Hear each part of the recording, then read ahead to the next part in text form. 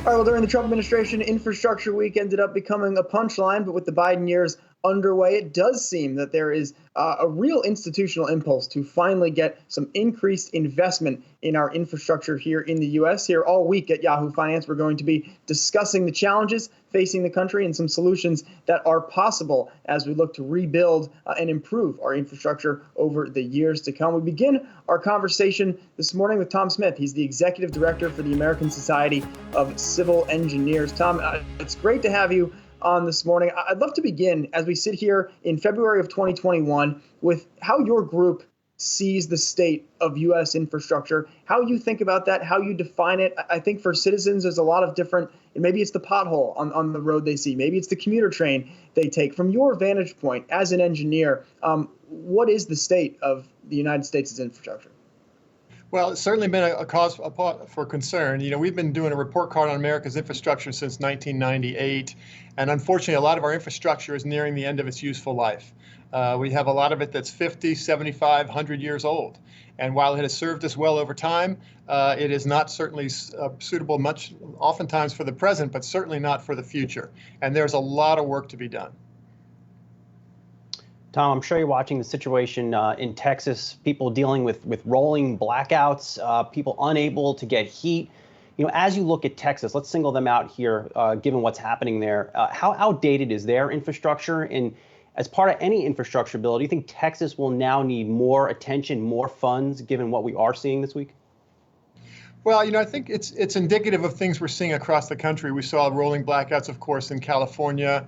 And we're seeing, what's happened over the past year where we have more extreme weather events. We had, I think, 22 separate $1 billion storm events, whether it's, or disaster events, whether it's wildfires or cyclones or severe storms or droughts. And the dollars that we're spending are very significant, and we know that we can spend more if we spend up front, it will save us in the long run. In fact, you can leverage that money. Every dollar can save you 6 on the back end. So if we mitigate these things and we invest up front and stop being reactive and more proactive, including in Texas, I think we're learning now. What is our tolerance for risk? And as we see more extreme weather events, whether it's heat, cold, seismic, storm, we really have to recognize that we need to be prepared. We need infrastructure that is resilient, but we also need infrastructure that is sustainable. And I think that's one of the things you're hearing a lot of from the Biden administration as well, is making sure that we're protecting future generations and the environment.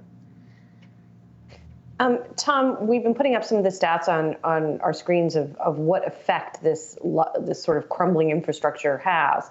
And one of the figures that you shared with us that really struck me is that this is costing American households on average $3,300 a year. Break that down for me, how exactly that is playing out and how fixing it would help. Yeah, I think that's very important for us to think about, because we often talk about what does it cost to fund our infrastructure in order to maintain our infrastructure. And certainly that requires significant funding. That's a significant investment. But we also have to ask ourselves, what's the cost when we fail to invest in our infrastructure, fail to maintain our infrastructure? And that cost, that hidden tax that we all pay, as you just referenced, is about $3,300 per year per family. And that's because, the added costs for goods and services, the aging electric grid, the inadequate water distribution, the 2 to 3 minute intervals between water line breaks in this country right now. Much of our water lines are really nearing the end of their useful life. In addition to sitting in traffic and congestion. All of these things add to the cost. They're inefficiencies in the system, and they cost us money.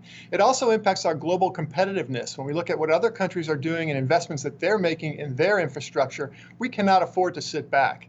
We used to have the top infrastructure in the world, and now if you look at the World Economic Forum, we're not even in the top 10 anymore. So if we look at our global competitiveness, the ability to give jobs, especially as we're coming out of a pandemic like this, dealing with these issues, putting the country back to work, building back better, I think is really critical for us. Looking over the horizon, being prepared for the future and future generations, not just relying on the work that our former generations put in. It has served us well over time, but we need to look forward and be prepared for the future. And, Tom, when you think about the mix, I guess, of new things versus maintaining the things we have. I mean, I think about here, right in the New York City area. Everyone's excited about building a new tunnel from New Jersey to New York. Well, the ones we've got are eroding. They're full of salt water and they don't work all the time. And I understand it's not as fun to go and throw a crew at, fixing a bridge, but is there a misunderstanding perhaps from both politicians and from the public that this is a maintenance project first and foremost? It's not a bunch of new shiny stuff. It's the things we have are pretty good, but if they start falling into the ravine, then they're not worth anything. You gave a great example. I travel Amtrak, as the president does, quite a bit. And when you take that up between here, D.C., and going up to New York, you're going through a tunnel that was built back in the 1800s in Baltimore. You're going through, the Gateway Tunnel that you talked about. These are big challenges, and we do have to do this basic maintenance. If you fail to change the oil in your car, you're going to have major problems, and it's going to cost you more in the long run. And if you look at what other countries are doing with high-speed rail, as the president talked about last week, they're going to over 200 miles an hour, and we're slowing to 20 miles an hour to go through some of these tunnels. When we did our failure to act study just recently, what does it cost? We did an economic study when you fail to invest in infrastructure. And over the next couple of decades, we're talking about $10 trillion in gross domestic product. We're talking about $2.5 trillion in exports, $23 trillion in business productivity, 3 million jobs. That's at the macro level. But then at the micro level, just how does it impact all of us when we're sitting in congestion, when the water line breaks and the water floods into the metro, and all of a sudden the street system is now congested and the busing system is congested. This is a big connected system.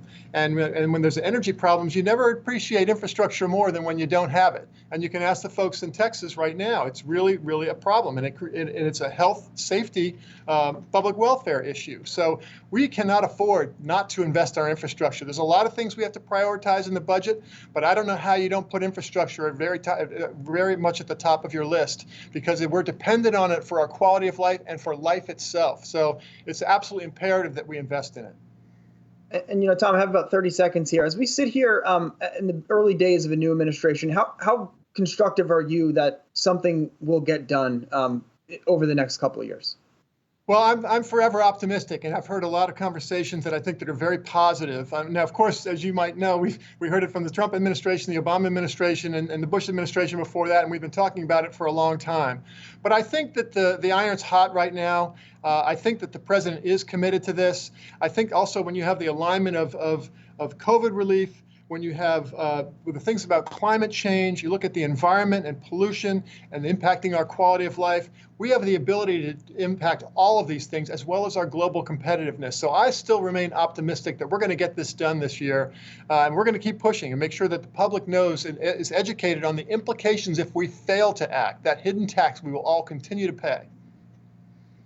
All right, Tom, we'll leave the conversation about the relative merits of the New York City subway versus the metro for another time. Maybe in person we'll have that conversation. Tom Smith, Executive Director for the American Society of Civil Engineers. Appreciate the time. Thanks very much. Take care.